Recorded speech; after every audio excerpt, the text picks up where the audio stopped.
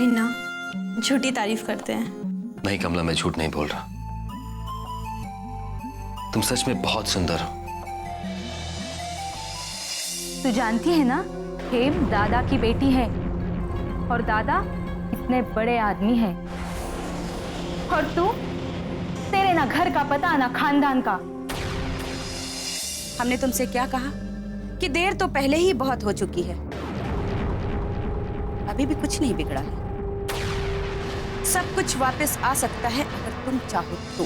लेकिन अगर ये बात आपको पहले ही पता चल गई थी कि सुशीला आपकी पत्नी है, तो आप क्यों उसके सामने नहीं आए?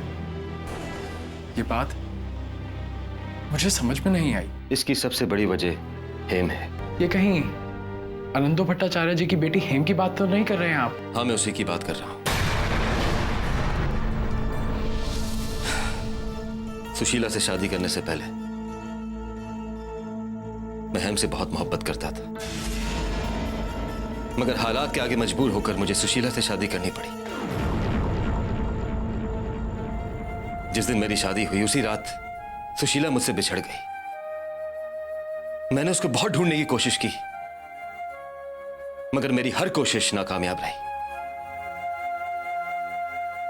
तो मैंने फैसला किया कि मैं हेम का हाथ थाम लूं। क्या इसका मतलब है कि आज जिस लड़के से हेम की शादी हो रही है वो कोई और नहीं बल्कि आप हैं? हाँ, वो मैं ही हूं।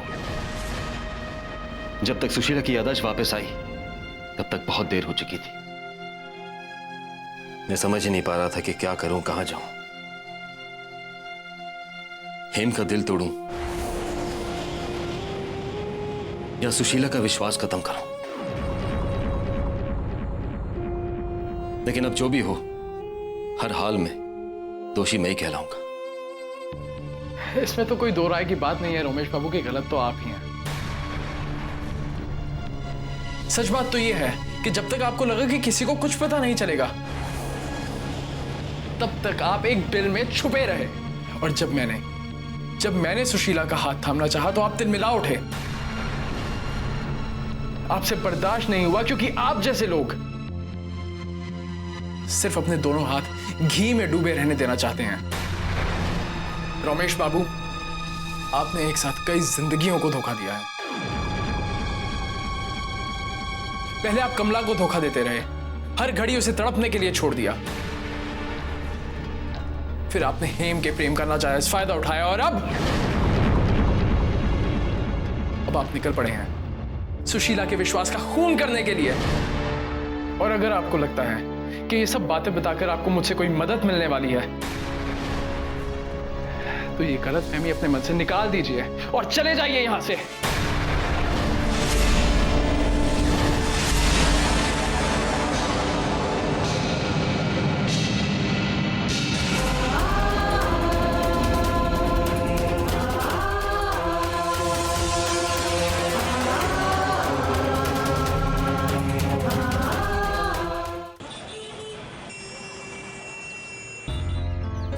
ये आप मुझे कहाँ लेकर आई हैं? हम तो हेम जी के घर जा रहे थे ना। घबराओ मत, यहाँ से हम सीधा तुम्हारी प्यारी हेम जी के घर ही जाएंगे। यहाँ हमें कुछ जरूरी काम था। ऐसे तो हमें वहां पहुंचने में देरी हो जाएगी। सही वक्त की कीमत क्या होती है ये देवी से ज्यादा कौन जान सकता है। आनंदो बाबू के घर में कोई खुशी आए, इस मौके का इंतजार हमने 10 साल से किया। मैं कुछ समझी नहीं। सब कुछ समझ जाओगी, बस वक्त का इंतजार करो। मेरा कहा मानो, आओ मेरे साथ, हम जल्दी ही निकल लेंगे। आओ।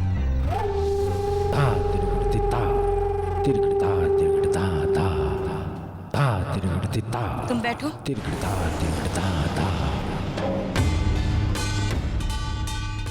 कमला, तुम कुछ ऑर्डर करो, मैं अभी आती हूँ।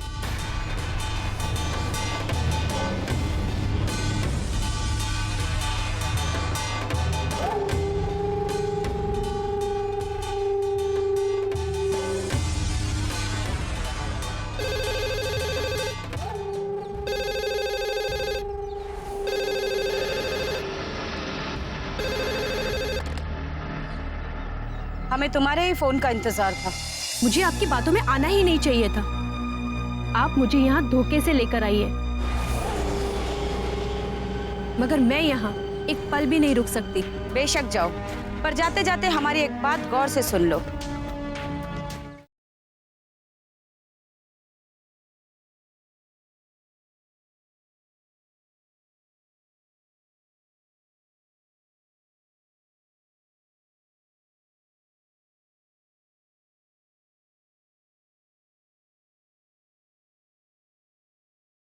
ऐसा प्रेम कहाँ।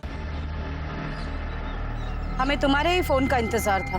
देवी जी, मैं यहाँ पर नजरें गड़ाए बैठा हूँ, लेकिन अभी तक रोमेश बाबू बारात लेकर नहीं आए। क्या मतलब? कहाँ हो तुम अभी? मैं एकदम सही जगह पर हूँ तो एक पब्लिक टेलीफोन बूथ पर। मुझे यहाँ से रामेश्वरम वाटिका बिल्कुल साफ साफ दिखाई दे रही है। वो लोग मेरी नजरों से बच नहीं सकते। आज के दिन हमें तुमसे ऐसी ही बेवकूफी की उम्मीद थी। जब हमने तुमसे कहा था कि हमें अपनी खुशियां उसी चौखट से मिलेंगी जहां से हमारे गम के दिन शुरू हुए, फिर तुम आनंदों के घर पहुंचने के बजाय शादी के हॉल में क्या कर रहे हो? देवी जी, मुझे लगा था कि आज के दिन अगर तुम अपना दिमाग ना चलाओ तो ज्यादा अच्छा होगा। हमने जो कहा है वही करो। जी देवी जी, गलती हो गई, आइंदा ऐसा नहीं होगा। हमने 10 साल तक इस दिन की राह देखी, और अगर आज तुम्हारी किसी भी गलती की वजह से हमारे मोहरे डगमगाए तो इसका अंजाम बहुत बुरा होगा। सोच लेना तुम।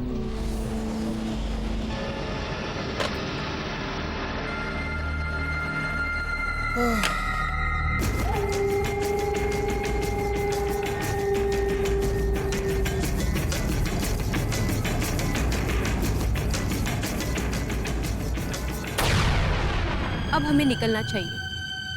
चलेंगे, इतनी भी क्या जल्दी? देखिए, शायद आपके लिए हेम जी की शादी कोई महत्व नहीं रखती, मगर मेरा वहां पहुंचना बहुत जरूरी है, और ये बात आप नहीं समझेंगे। कमला, तुम बेकार में ही परेशान हो रही हो। हमने तुमसे कहा ना, हम सही समय पर वहां पहुंच जाएंगे। खैर छोड़ो, ये बताओ तुमने कुछ ऑर्डर वगैरह किया? नहीं किया तो हम कुछ मंगवा देते हैं। बस, बहुत हो चुका। अब मुझे आपकी बातों में आना ही नहीं चाहिए था। आप मुझे यहाँ धोखे से लेकर आई है, मगर मैं यहाँ एक पल भी नहीं रुक सकती। बेशक जाओ, पर जाते जाते हमारी एक बात गौर से सुन लो। अगर तुम हेम की शादी में गई तो तुम्हारा इंसानों पर से विश्वास उठ जाएगा। क्या कहना चाहती हैं आप? साफ साफ कहिए।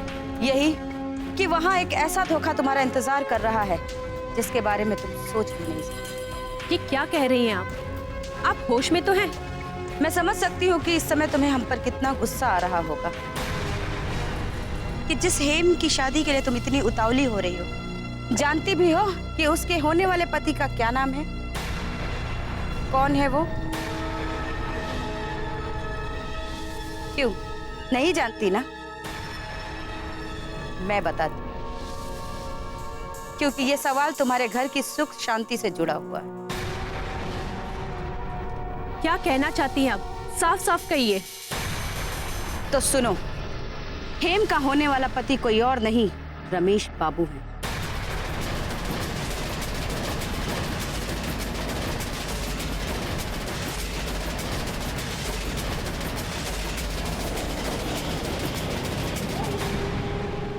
क्या? ये क्या कह रही हैं आप? नहीं, आप झूठ बोल रही है। अब मैं यहाँ एक पल भी नहीं रुक सकती। हम खुद भी तुम्हें नहीं रोकेंगे, क्योंकि हम झूठ नहीं बोल रहे हैं। वरना तुम ये बताओ कि तुम्हारा पति कहाँ है और क्यों तुम आज अकेली वहां जा रही थी, और वो हेम से मिलने से तुम्हें हमेशा क्यों रोकता है?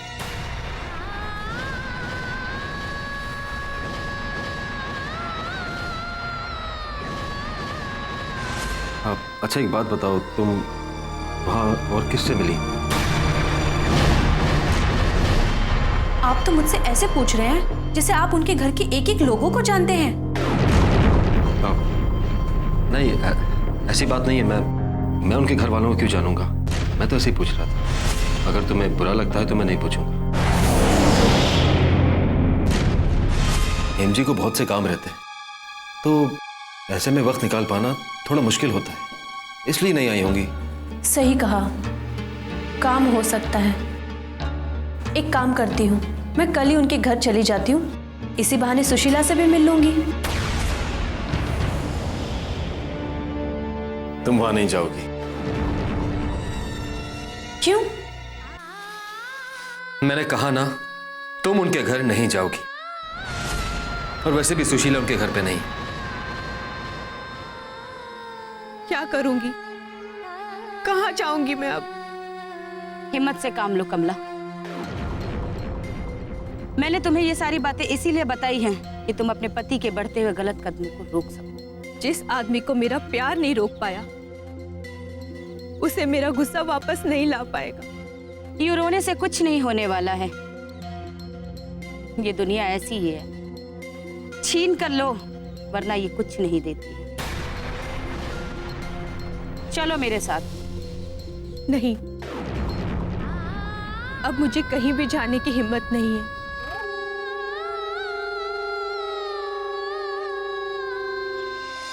आज तुम्हारी और कमला की वजह से मेरे जीवन में बहनों और सहेलियों की जो कमी थी वो आज पूरी हो गई। मगर देखो ना, अभी तक कमला आई ही नहीं।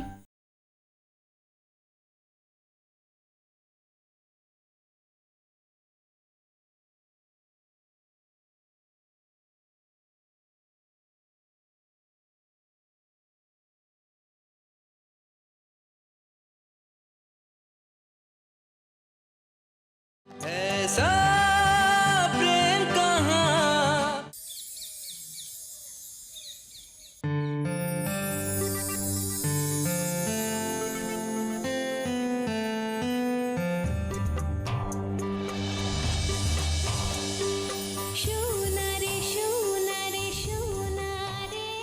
हेम जी, आज आप दुल्हन बनी बहुत सुंदर लग रही है। ऐसा लग रहा है जैसे आसमान से कोई देवी उतर आई हो। सुशीला, ये सब तुम्हारे हाथों का ही तो कमाल है। हेम जी, आपको पता नहीं कि आप कितनी खूबसूरत हैं।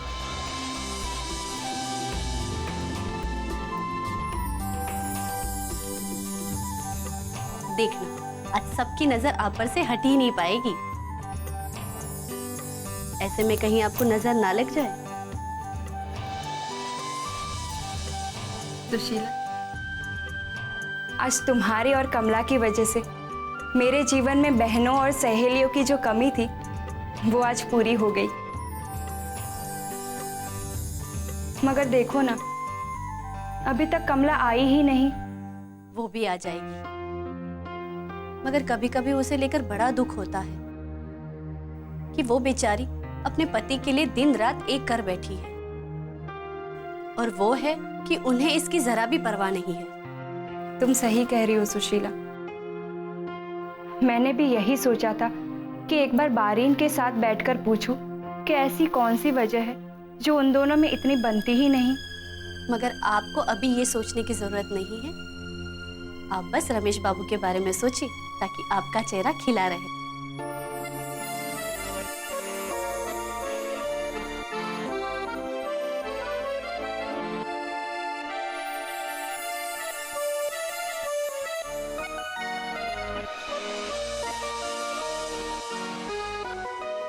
अच्छा, जरा देख के बताओ तो कैसी लग रही हूं मैं?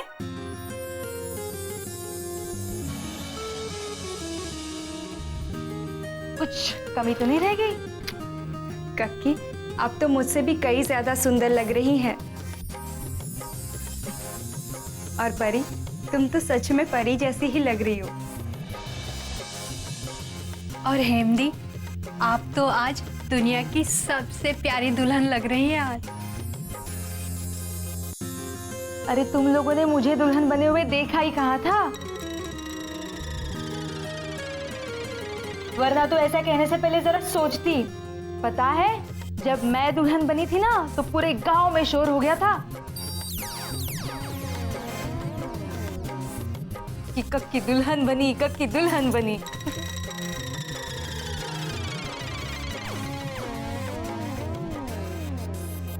अरे तुम्हें क्या पता, मुझे देखने के लिए कितनी दूर दूर से लोग आए थे।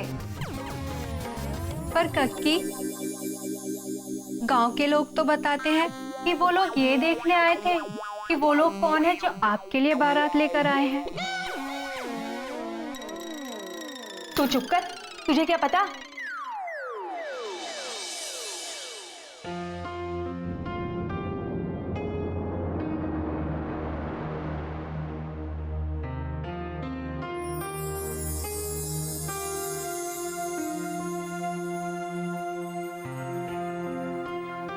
परी, ये लो, तुम इसे पहन लेना। हेमदी, इसकी क्या जरूरत थी?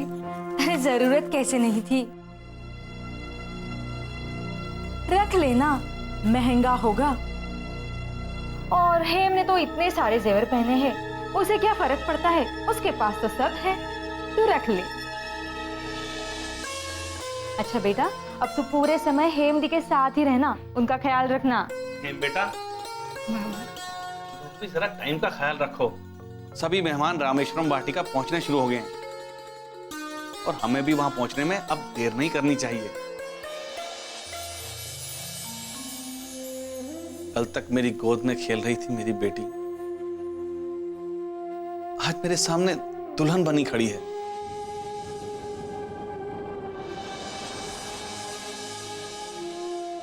बाबा, मैं कहाँ बड़ी हुई हूँ? मैं तो अभी भी आपकी वो नन्ही सी गुड़िया ही तो हूँ।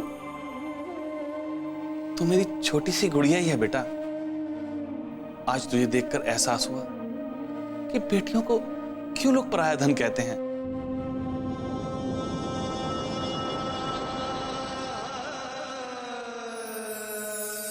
जीवन भर अपने कलेजे के टुकड़े को सीने से लगाकर रखा, आज उसे विदा कर दूंगा। मुझे सुशीला से ही बात करनी चाहिए। वैसे भी रमेश का तो कोई भरोसा है नहीं, और हेम की शादी में भी कुछ ही देर बाकी है। कहीं ऐसा ना हो कि सुशीला के सामने ही उसका सारा हक मारा जाए।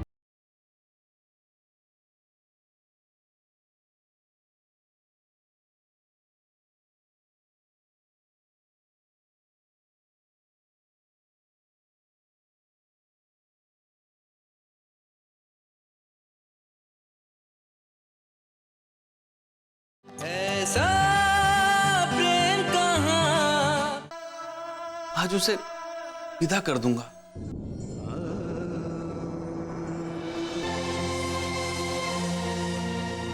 बाबा, आपकी आंखें क्यों भर आई हैं?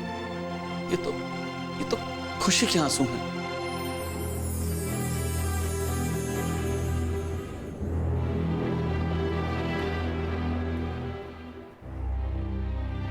मुझे आज इस बात की बेहद खुशी है कि मैं तेरी मां को दिया हुआ वादा निभाने जा रहा हूं। जब तू बेटी विदा होगी ना, मैं रहूंगा नहीं, तब मैं तेरी मां के सामने खड़ा होकर कहूंगा कि देखो जोया,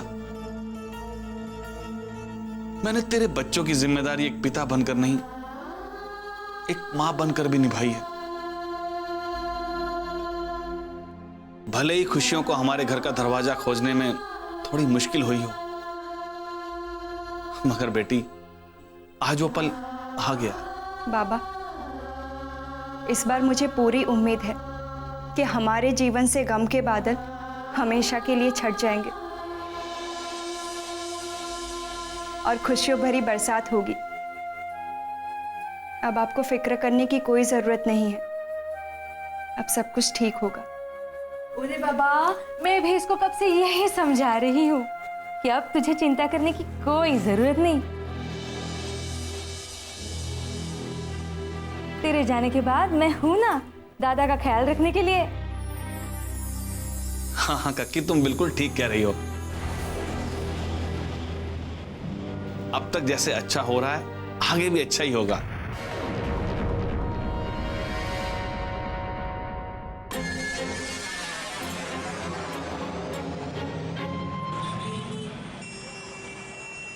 लगता है आप अपने मरीजों का इलाज करते करते खुद बीमार हो गए हैं, खासतौर पे आपकी मानसिकता। आप कहना क्या चाहते हैं? आपकी हिम्मत कैसे हुई सुशीला से यह कहने की कि आप उसका हाथ थामना चाहते हैं? इसमें बुराई क्या है? क्या गलत है अगर मैंने ऐसा सोचा तो?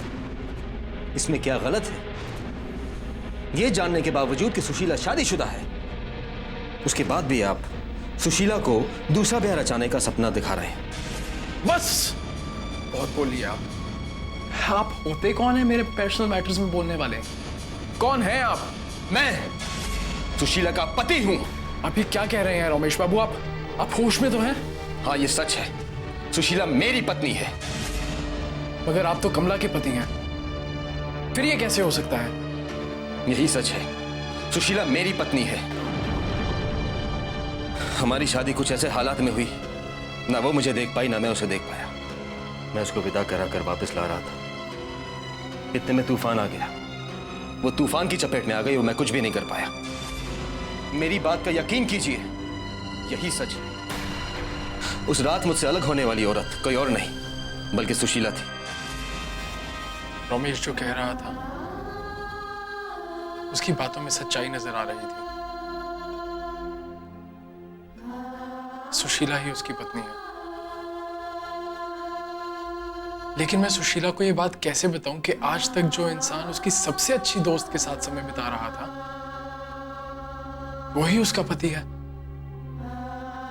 और वो हेम की जिंदगी भी बर्बाद कर रहा है। कुछ समझ में नहीं आ रहा कि क्या करूं। मेरी जगह खुद को रख के देखिए। आखिर फिर कमला है कौन? मैं नहीं जानता कमला कौन है। तूफान के गुजर जाने के बाद जब मुझे होश आया तो मैंने खुद को किनारे पाया। कमला मुझे वहीं मिली। पहले मुझे लगा कि कमला ही मेरी पत्नी है, मैं उसको घर लेकर आ गया। लेकिन कुछ ही दिनों में मुझे इस बात का एहसास हो गया कि कमला मेरी पत्नी नहीं है, क्योंकि मेरी पत्नी का नाम तो सुशीला था। मैंने कमला के पति को ढूंढने की काफी कोशिश की, मगर उनका कोई सुराग नहीं मिला। कमला ही मेरी खोई हुई पत्नी है।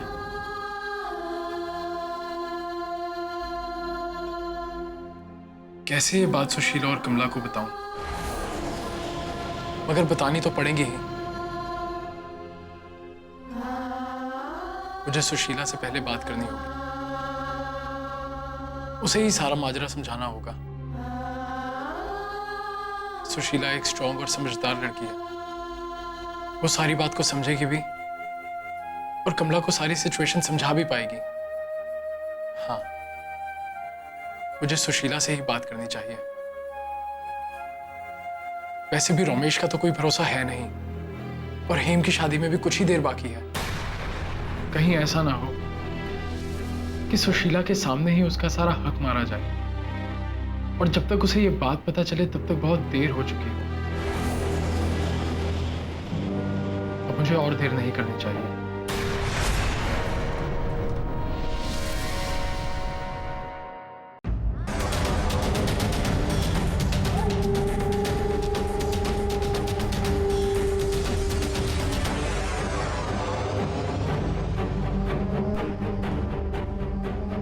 आज मेरा वार सही निशाने पर लगा है। आज आनंदो बाबू की नींव हिला दी मैंने।